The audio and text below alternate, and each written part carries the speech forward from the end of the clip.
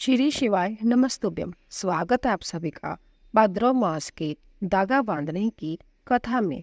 यह धागा भादो महीने की शुक्ल पक्ष के सोमवार को बांधा जाता है और माघ मास के महीने में खोला जाता है। कहा जाता है कि महादेव के इस धागे को लेने और खोलने से महादेव सभी भक्तों की सभी इच्छाएं पूरी करते हैं। यदि आप महादेव के इस धागा बांधने की कथा को सुनते हैं तो भी महादेव आपकी हर इच्छा पूरी करेंगे।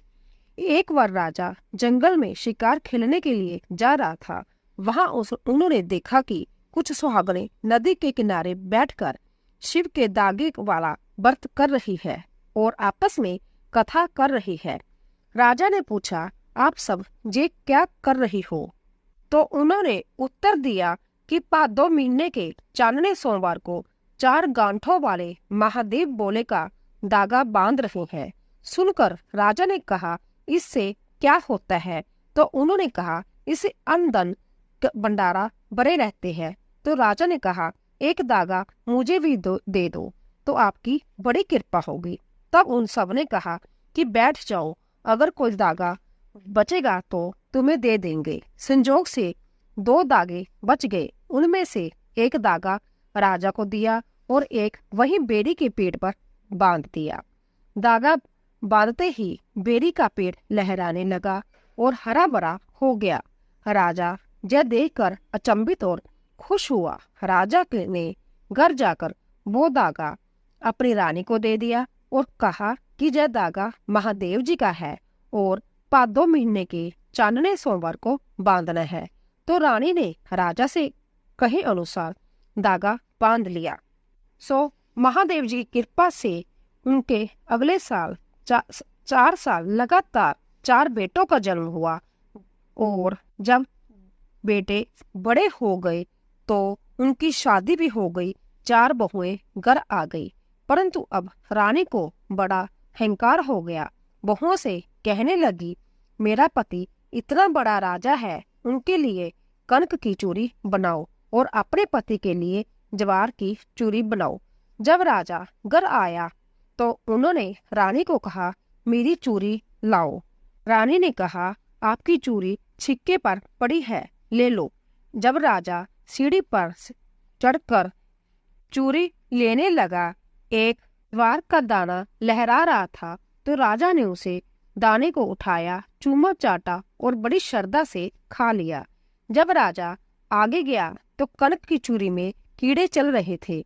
तो राजा ने कहा, जे क्या मजाक कर रही हो, उस चूड़ी में तो कीड़े चल रहे हैं।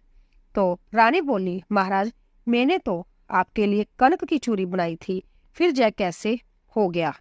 तब जब रात को सब सो गए तो राजा को होने की आवाज आई कि राजा ओहिया संभाल। जय सुनकर राजा बोला, सुबह बताऊंगा। सुबह उठकर राजा ने अपनी बात सबको बताई।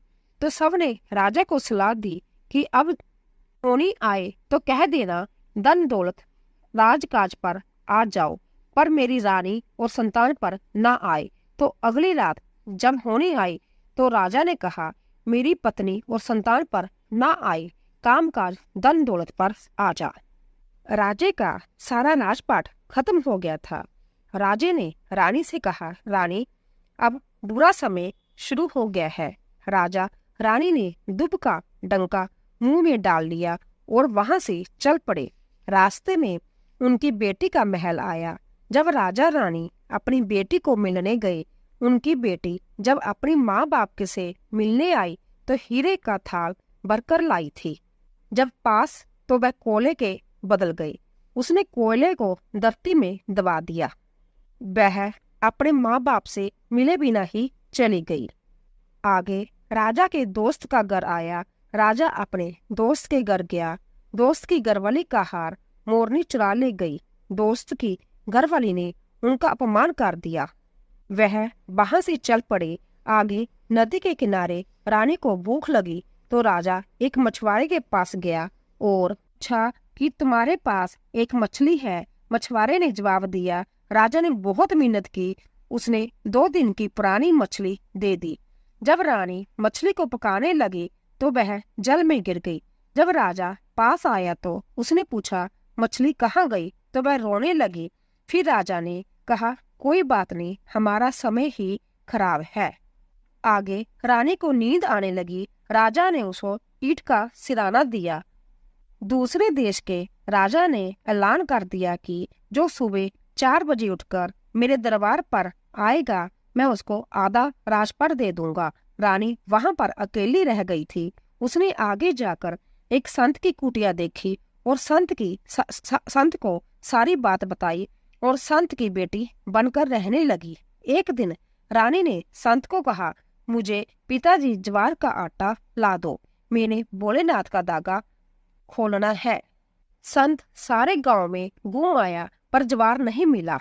उसी समय राजा का नौकर आया और कहा कि तुम्हारी बेटी को महल में भेज दो। राजा को कथा सुनाने के लिए राजा का हुक्म है। वह तुम्हें ज्वार का आटा और चूरी दे देगा। रानी के साफ मना कर दिया और कहा, राजा को जहां भेज दो। जब राजा आया तो संत ने काली कंबली का पर्दा कर दिया। राजा बाहर था और रानी अंदर। जब उन्होंने कथा पूरी कर ली तब वह पर्दा फट गया। राजा रानी को सब याद आ गया। राजा रानी को देखकर मुस्कुराने लगा। संत राजा को मारने को आया। रानी ने कहा, पिताजी, राजा मेरा पति है। किसी समय भोलेनाथ की हम पर कुरूपी हो गई थी, हम अलग अलग हो गए थे। संत ने राजा रानी को विदा कर दिया। रानी के हाथ में दही का एक मटका दिया और कहा, अगर रास्ते में दही फट गया तो समझना कि तुम्हारे पिता का देहांत हो गया। रास्ते में दही फट गई। रानी ने राजा से कहा कि वापस चलो। वहां पर देखा संत हुक्का पी रहा था। रानी ने कहा, पिताजी, आप ठीक ठाक हैं? संत ने कहा, मैं तुम्हारी परीक्षा ले रहा था कि बेटी दुख में काम आती है या नहीं। जब राजा रानी आगे चले गए तो मछली राजा रानी के पैरों में गिरने लगी। आगे गए तो दोस्त की घरवाली ने राजा रानी से क्षमा मांगी और मोरनी हार वापस दे गई। राजा रानी जब अपनी बेटी के शहर से निकलने लगे तो बेटी अपने माँ बाप से मिलकर रोने लगी और क्षमा मांगी। जो कोयले धरती में दबा दिए थे वह हीरे बनकर राजा रानी के पैरों में गिरने लगे। जब राजा रानी अपने देश पहुंचे तो सब राजपाट पहले जैसा बन गया। रानी ने कहा, पर भोलेनाथ की कृपा हो गई। हे भोलेनाथ, ऐसी कृपा सब पर बनाए रखना। बोले शिव शंकर भगवान की जय। तो दोस्तों, आशा करती हूँ कि आपको हमारी कथा अवश्य पसंद आई होगी। प्लीज़ जाने से पहले चैनल को सब्सक्राइब कीजिए, लाइक कीजिए और ज़्यादा से ज़्यादा शेयर कीजिए। आप सभी का धन्यवाद।